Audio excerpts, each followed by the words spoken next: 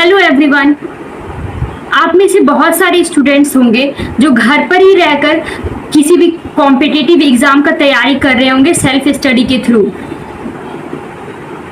पर self study घर पर करने से बहुत सारा प्रॉब्लम का सामना करना पड़ता है, जैसे कि आप लेजी फील करते हैं, आप कंसिस्टेंट नहीं रह पाते हैं, आप डिसिप्लिन मेंटेन नहीं कर पाते हैं, या फिर आपको कभी कभी डीमोटिवेटेड फील होता है। आपको ये भी फील होता है कि आप सही तरीके से तो पढ़ रहे हैं ना, क्या सेल्फ स्टडी से खुद से पढ़ के एग्ज़ाम में सिलेक्शन होगा, एग्ज़ाम क्लियर होगा या नहीं होगा। ऐसे ऐसे ख्याल आते हैं आपके दिमाग में। फिर आपको लगता है कि आप कोचिंग ले लेते तो अच्छा रहता, बहुत ज़्यादा डीमोटिवेशन फील होता है। फिर आपको ऐसा फील होता है कि आप भी बाहर में कोचिंग लेकर तैयारी करते। तो इसका सॉल्यूशन ये है कि इस वीडियो में हम डिस्कस करेंगे कि आप कैसे घर पर ही रहकर सेल्फ स्टडी से इफेक्टिवली पढ़ाई कर सकते हैं। बहुत सारे लोग हैं जो सेल्फ स्टडी से घर पर रहकर ही एग्ज़ाम क्लियर करते हैं। घर पर जब हम खुद से पढ़ाई करते हैं ना, तो यहाँ पे सबसे ज़्यादा प्रॉब्लम क्रिएट करता है डिस्ट्रैक्शन।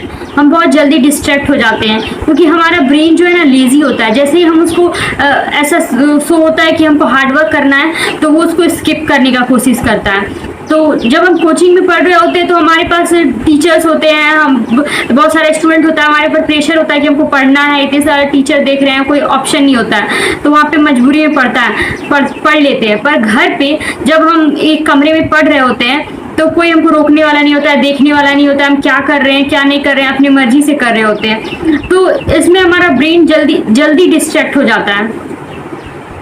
तो हमको इसमें अपने ऊपर वर्क करना होगा। इसमें अपने ऊपर वर्क करके अपने ब्रेन को स्ट्रांग बनाना होगा।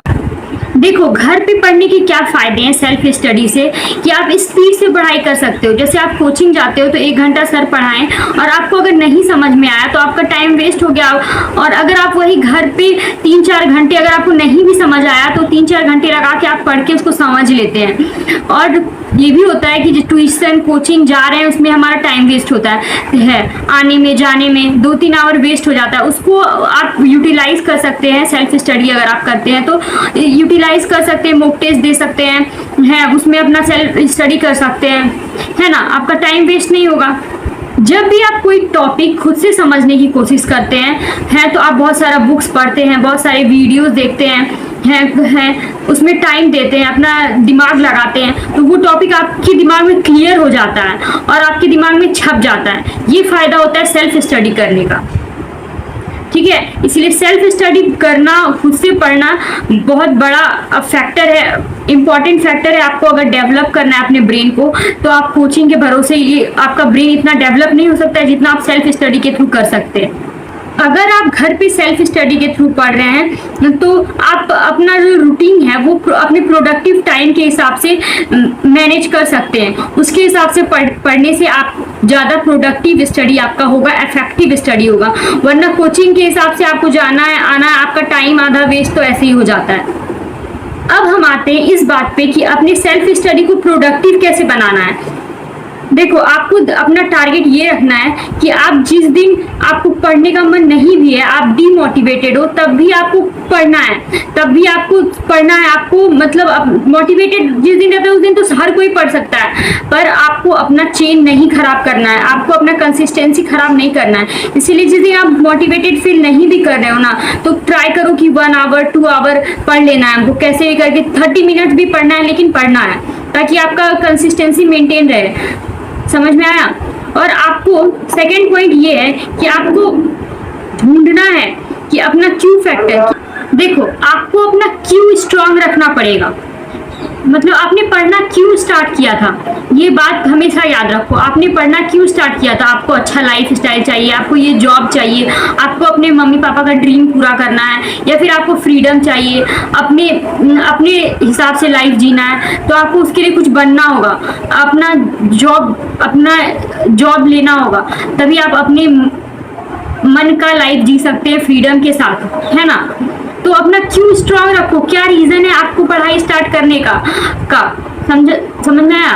क्यों? आपका जितना स्ट्रांग होगा ना, आप उतना अच्छा पढ़ पाओगे। हमेशा अपने आप को याद दिलाओ कि हाँ, हमको पढ़ाई करना है, हमको आज़ादी चाहिए, हमको अपना लाइफ लग्जीरियस लाइफ जीना है, अच्छा लाइफ स्टाइल जीना है। और सबसे ज़्यादा मोटिवेशन आपको कहीं बाहर से लेने की ज़रूरत नहीं है। अपने मम्मी से लो, अपने पापा से लो, अपने पापा से लो कि पापा तुम्हारे तुमसे 2 गुना 3 गुना उम्र में ज़्यादा है, लेकिन वो फिर भी डेली ड्यूटी जाते हैं, चाहे सर में दर्द हो या फिर हेल्थ अच्छा ना हो, उनको 4 बीमारी है सब शरीर में पेन है मम्मी को, फिर भी वो डेली काम करती है ना। तो तुम जवान हो, उनका बुढ़ापा आने चला, फिर भी वो कंसिस्टेंसी से डेली ड्यूटी जाते हैं, डेली काम करते हैं। तुमको जवानी में फोन चलाना है, आराम करना है ना। तो अपने अंदर थोड़ा शर्म लाओ कि तुम्हारे पास 2 ऑप्शन है, एक या तो तुम मम्मी पापा पे बोझ बनोगे या फिर तुम मम्मी पापा को अच्छा लाइफ दोगे। बोझ बनोगे या फिर उनको अच्छा लाइफ दोगे, तो तुमको डिसाइड करना है कि उन पे बोझ बनना है कल को जाके, कि उनको फील हो कि अब वो हमेशा टेंशन में रहे कि मेरा बच्चा का क्या होगा, कैसे शादी ब्याह होगा, कैसे घर चलाएगा वो, या फिर मम्मी पापा को पीसफुल लाइफ देना है कि वो एकदम सुकून से बुढ़ापा में रहे, कि उनको कोई जॉब भी ना करना पड़े, तुम इतना कमा लो कि उनको टेंशन ना हो, है ना। तो तुम्हारे ऊपर ही सब डिपेंड करता है। तो तुमको बाहर से कहीं से मोटिवेशन लेने का जरूरत नहीं है। तुम अपनी मम्मी को देखो, पापा को देखो, वो कैसे डेली ड्यूटी करने जाते हैं ना पापा, उनका सर में दर्द हो या फिर जाने का मन नहीं हो, वो आलस करते हैं। तुमको कैसे आलस आता है? तो अपना क्यू फैक्टर हमेशा स्ट्रांग रखो। क्या चाहिए तुमको, क्यों पढ़ रहे हो तुम, रीजन क्या है तुम्हारा पढ़ने का, है ना। रीजन क्लियर रखो कि हमको ये जॉब चाहिए तो चाहिए, है ना। दूसरा चीज है, देखो अपने ऊपर कॉन्फिडेंस रखो, कॉन्फिडेंस लूज मत करो, कॉन्फिडेंस रखो। जो तुमको बनना है ना वो तुम ऑलरेडी हो, ऐसा मान लो। तो अगर तुम अभी आईएएस ऑफिसर बनना चाहते हो, तो तुम आईएएस ऑफिसर होते तो कैसा बिहेव करते? ऑफकोर्स कोई भी आईएएस ऑफिसर बहुत हार्ड वर्किंग होगा कंसिस्टेंट होगा, हमेशा डिसिप्लिन में रहता होगा। तुम वैसा अपने आप को अभी से बनाओ, तब जाके तुम कल को बन पाओगे, है ना। इसीलिए अभी से वैसा ही बिहेव करो कि तुम ऑलरेडी हो वो चीज, ठीक है, वो चीज तुम ऑलरेडी हो। अपने ऊपर बिलीफ रखो कि तुम ऑलरेडी वो चीज हो, और कुछ नहीं सोचना है।